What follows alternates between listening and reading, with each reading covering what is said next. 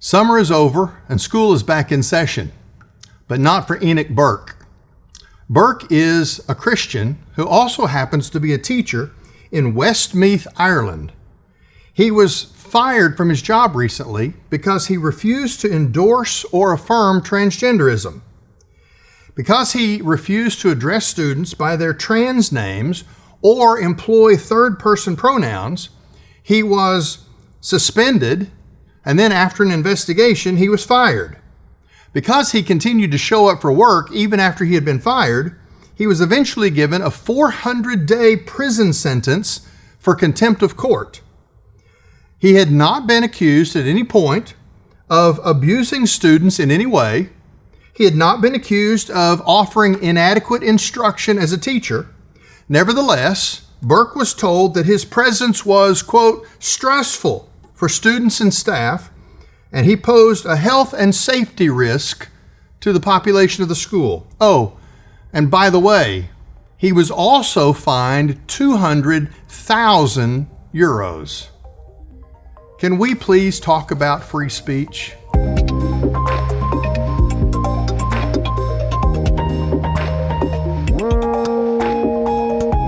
The sexual revolution has subverted and confused the very idea of child protection. Once it was those who opposed mental and genital mutilation of children that were seen as the protectors. Now those who assert that physical protection from these kinds of things, we're now called the predators. Those who assert that there are biological and metaphysical realities are cast aside as corrupting our youth. Man, it's nothing short of Orwellian, the way we have redefined the terms. Civil authorities are charged by God to reward good and punish evil. To state the obvious, that requires, first of all, a knowledge of what's good and what's evil. When judges cannot or refuse to determine what a man or a woman is, should we be surprised that they cannot rightly determine what a child's well-being should be? You might say, okay, that was in Ireland, and we all know that they're crazy across the pond. That could never happen in America. All right, well, consider this. In a bombshell letter to the Judiciary Committee recently, Meta CEO Mark Zuckerberg admitted that his company's Facebook platform had censored the speech of Americans in response to pressure from the Biden-Harris administration. His letter confirms that the White House used social media companies to silence information regarding the COVID-19 pandemic and vaccine hesitancy. Zuckerberg also admitted to wrongly demoting the New York Post reporting regarding the Hunter Biden laptop story because the FBI had indicated to him that the story was Russian disinformation. Zuckerberg wrote that in 2021, senior Biden-Harris administration officials, quote, repeatedly pressured our teams for months to censor COVID-19 content, including humor and satire. The administration finally admitted to encouraging what it viewed as responsible actions to protect public health and safety. There's no question that the U.S. government can use its bully pulpit to convince private individuals and companies like Meta to pursue certain policies.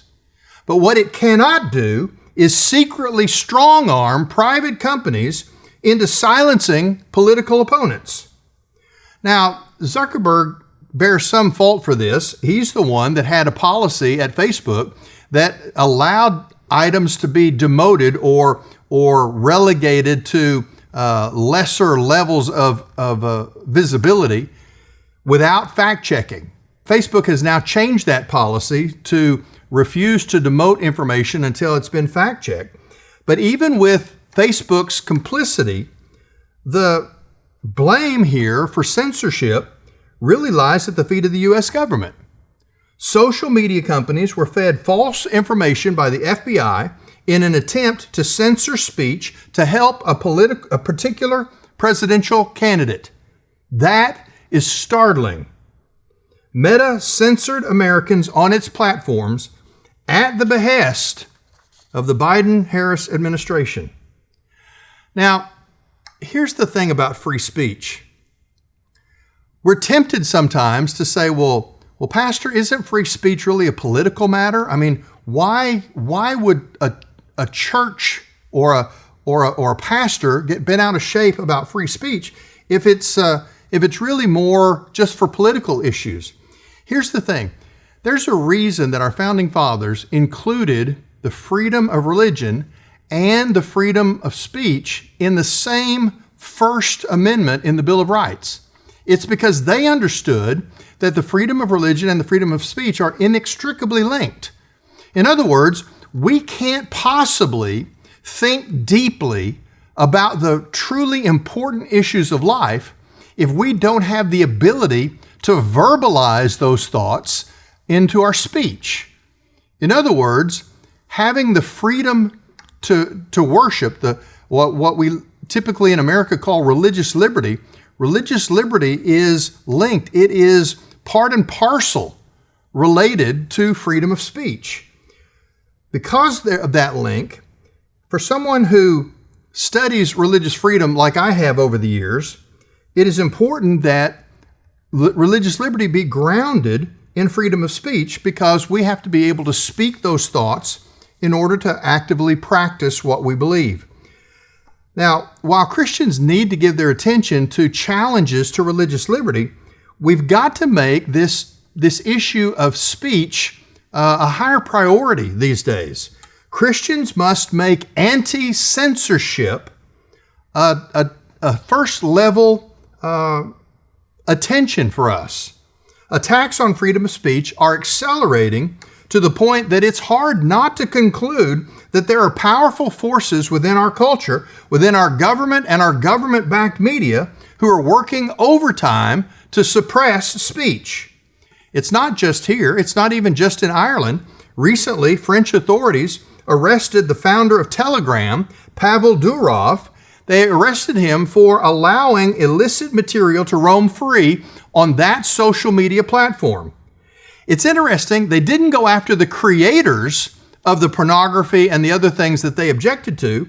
They went after the owner of the platform, the social media service.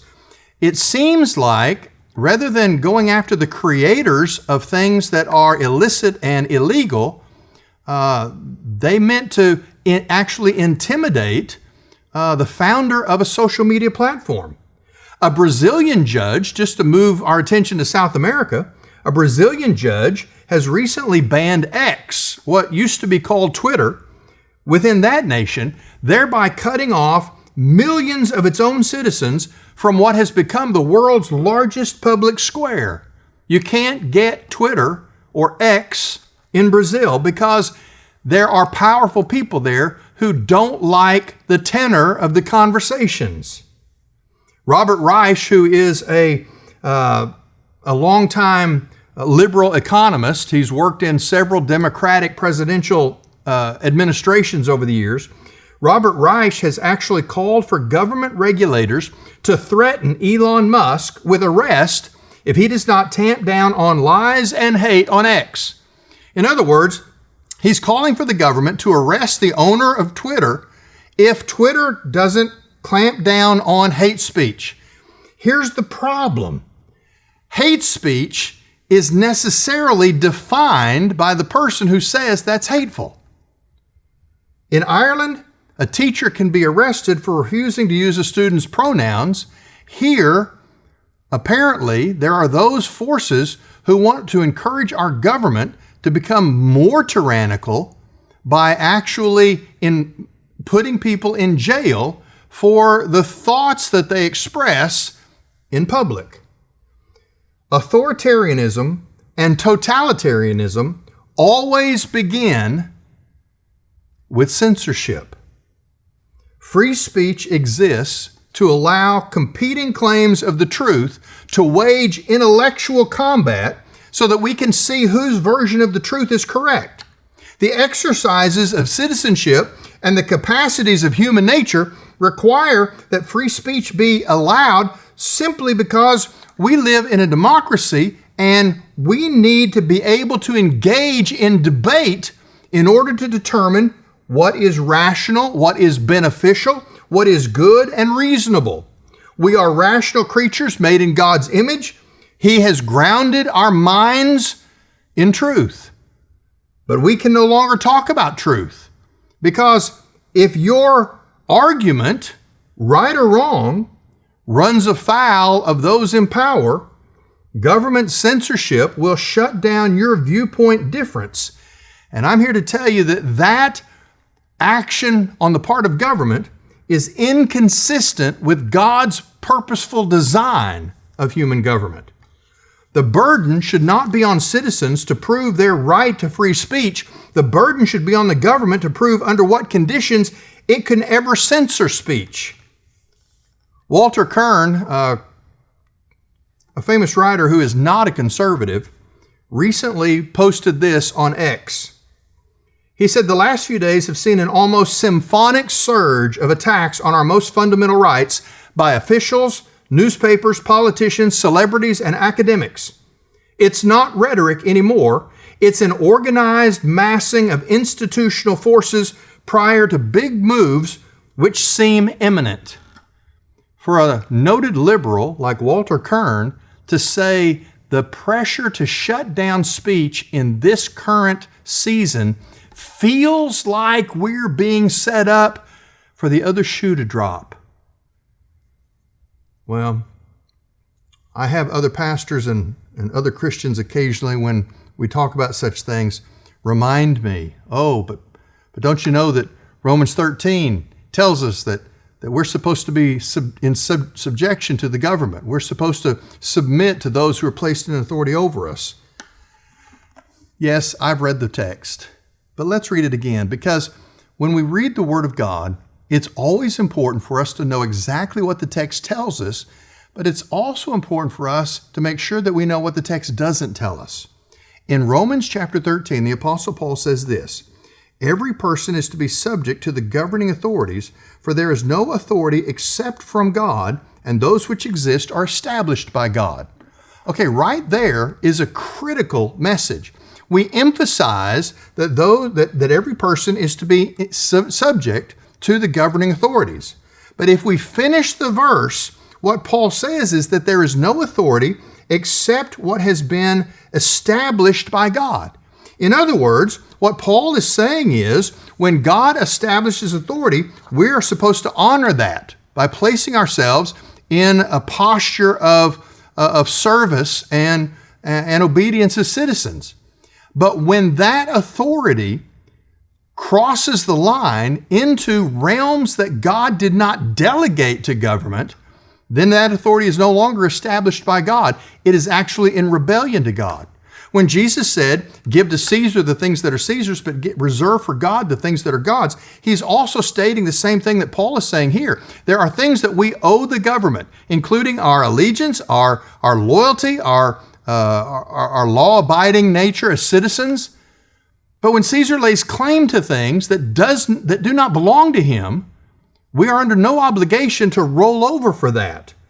You see, we are accountable to the government, but too many times Christians don't ask the follow-up question: who is the government accountable to?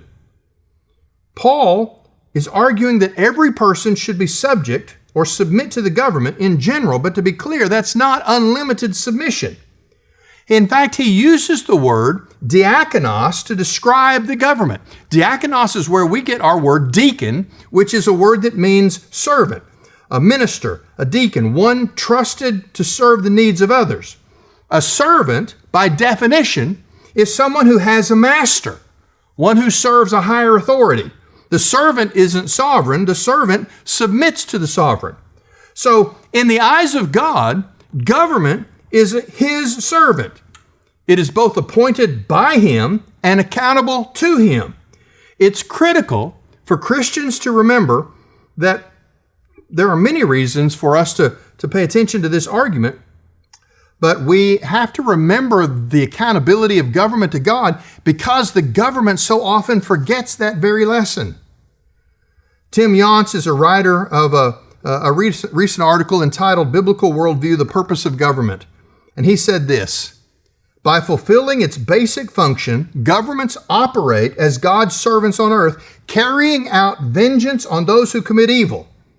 Essentially, governments are responsible to uphold a basic and universal moral law by restraining the evil impulses of human society.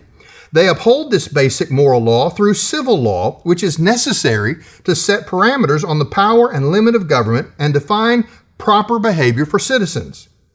James Garlow, an author of a book called Well Versed, has said this: government was established by God.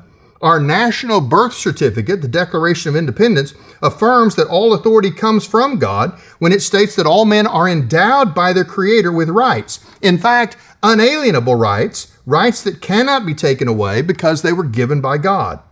What happens when a nation forgets that truth? When a government forgets that it is accountable to God, it slides into statism. Statism is the very idea of the state being sovereign over human life. When that happens in the United States, first, we will become Canada. Next, we will become China, and our freedoms will be gone. There's one practical point of application for holding government accountable to God, and that is that Christians must reject a secular, Marxist, or materialistic view of government. The atheist says there is no God, and then proceeds to make government God. Moving at what appears to be the speed of light, our secularizing society in America is also desperately trying to uproot hundreds of years of Christian history and moral foundation of law and government in America. Frankly put, we must not let this experiment succeed. The freedom of speech is not a nice political idea. It is a foundational right that God grants to human beings, and it is not within the realm of government to take it away. We will not roll over, just like Enoch Burke in Westmeath, Ireland. You can come for me, but I am not going quietly. This is Truth Currents.